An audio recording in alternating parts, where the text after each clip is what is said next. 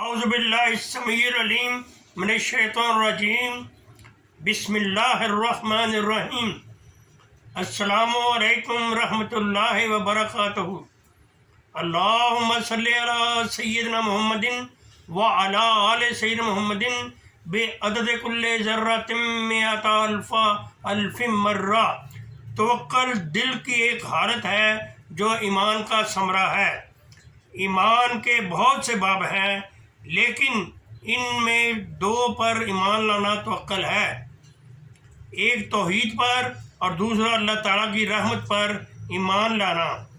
اللہ تعالیٰ نے توکل کا سب کو حکم دیا اور توکل کو ایمان کی شرط ٹھہراتے ہوئے فرمایا، اور اللہ پر توکل کرو اگر تم ایمان والے ہو۔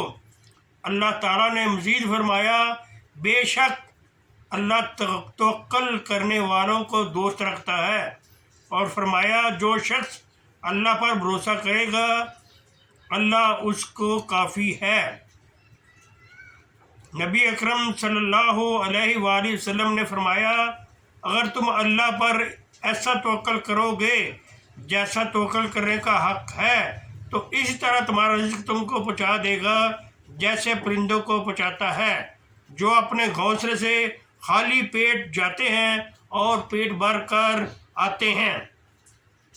حضور صلی اللہ علیہ وآلہ وسلم کا ارشاد ہے، جو شخص اللہ کی پناہ میں جائے گا اللہ تعالیٰ اس کے سب کاموں کی سربراہی فرمائے گا اور اس کی روزی ایسی جگہ سے دے گا جو وہ نہیں جانتا۔ حضرت ابراہیم علیہ السلام کو آگ میں گرنے سے پہلے جبریل علیہ السلام نے عرض کیا کہ کیا آپ کو مجھ سے کوئی حاجت ہے؟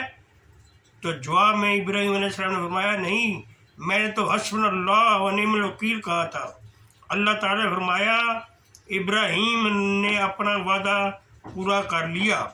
اپنی زندگی کا ہر معاملہ میں اللہ تعالیٰ پر مکمل بھروسہ رکھنا چاہیے، یہی کامیابی کا راستہ ہے۔ گھر سے نکلتے ہوئے یہ دعا پڑھنے کا معمول بنا لیں، پھر اس کے ثمرات دیکھیں۔